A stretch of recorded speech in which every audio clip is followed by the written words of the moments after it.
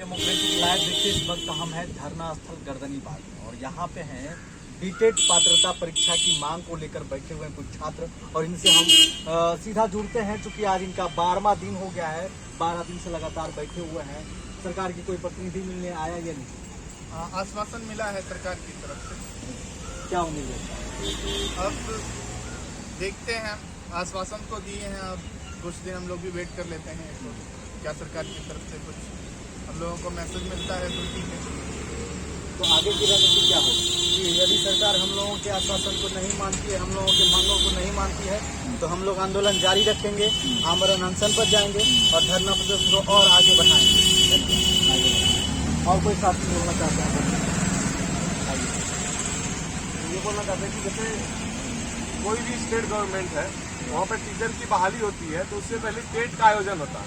और बिहार गवर्नमेंट इस बार ऐसा कर रही है, बोलते हैं कि अभी हम बहाली ले लेंगे और अगले चरण में हम टेट का आयोजन करेंगे। ये कैसे होगा? पहले आप टेट का एग्जाम लीजिए, तब बहाली कीजिए, और अभी बहाली कर दीजिएगा उसके बाद टेट का क्या औचित्य है? हम लोगों का कोई औचित्य ही नहीं है। ये कोई मतलब ही नहीं बन रहा है ना सर।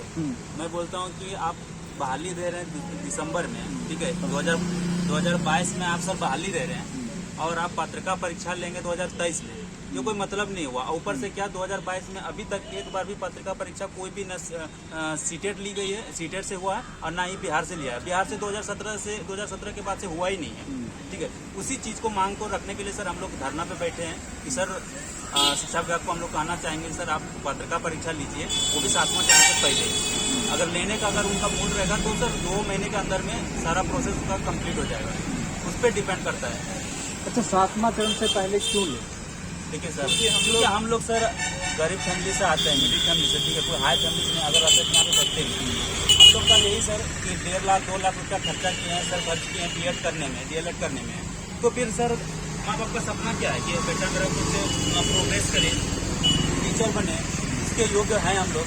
तो सर आप 7वां चरण निकाल रहे हैं, मतलब शिक्षक का बहाली दे रहे हैं, तो परीक्षा तो आप लीजिएगा ना, किस आधार पर आप बहाली दे रहे हैं? पहले वही चीज़ हम लोग जानना चाह रहे हैं। शिक्षा विभाग से एक लेटर जारी हुआ था जिसमें बोला कि महसूस अभी नहीं हो रही है। तो सर महसूस आपको कब होगा, वो चीज़ हम जानना चाहते हैं। महसूस का यहाँ पे वर्ड ही नहीं है। शिक्षा मंत्री जी बोल रहे हैं यहाँ पे कि शीघ्र ही हमको 7वां चरण समाप्त करके आपको उसके बाद हम बीटेड लेंगे। तो सर शीघ्र आप क्यों करना चाहते हैं, इसका जवाब दीजिए। क्या आपको दबाव दे रहा है 7वां चरण वाले? अगर दबाव दे रही है तो सरकार क्या दबाव पे चलेगी बिहार सरकार? अगर ऐसी बात है तो बोलिए, हम भी बीटेट का जितने भी स्टूडेंट है सारे को लेकर आते हैं और सचिवालय पे धरना दे देते हैं। वहाँ पे दबाव बन जाएगा तो आप बताइएगा तब फिर दबाव क्या होता है। वही चीज़ हम जानना चाहते हैं कि आप जवाब दीजिए मुझे सर। आप क्या बोलना चाह रहे हैं? बोलना ये चाह रहे हैं कि हमारे जो माननीय मुख्यमंत्री नीतीश कुमार, उनको एक बार इस पर विचार जरूर करना चाहिए, क्योंकि जितना भी विकास का काम हुआ है उनके शासनकाल में बढ़िया हुआ है। उनको एक बार इस पर विचार करना चाहिए कि बिहार के हम लोग बिहार के अस्थायी निवासी हैं और हम लोग बिहार सरकार द्वारा निर्मित विद्यालय में पढ़ रहे हैं, तो उनको जरूर बीटेट का आयोजन करवाइए, उसके बाद आप 7th grade लाइए। और ये बिहार पहला स्टेट है जहाँ पर सरकार ये कह रही है कि पहले हम नौकरी दे देंगे, बाद में हम बीटेट करवा लेंगे। अभी हमको जरूरी नहीं लग रहा है कि बीटेट होना चाहिए। वहाँ से जरूरी आपको तब लगेगा जब हम लोगों का एज 30-40 साल हो जाएगा, तब लगेगा। 17 से 22 तक में अभी तक बीटेट नहीं हुआ, 5 साल में आप एक भी बीटेट नहीं लिए, तो आप जब नौकरी दे दीजिएगा तो फिर बीटेट लेकर आप क्या कीजिएगा? पहले तो आप बीटेट लीजिए, फिर आप नौकरी दीजिएगा। क्योंकि हम लोग बिहार के अस्थायी निवासी हैं और हम लोग बिहार सरकार के विद्यालय में पढ़े हैं। हम लोग को सीटेट से क्या मतलब है? सीटेट केंद्र सरकार का है, दोनों का सिलेबस एकदम अलग होता है। इसलिए बीटेट का आयोजन होना चाहिए और आपको बीटेट का आयोजन करवाना होगा।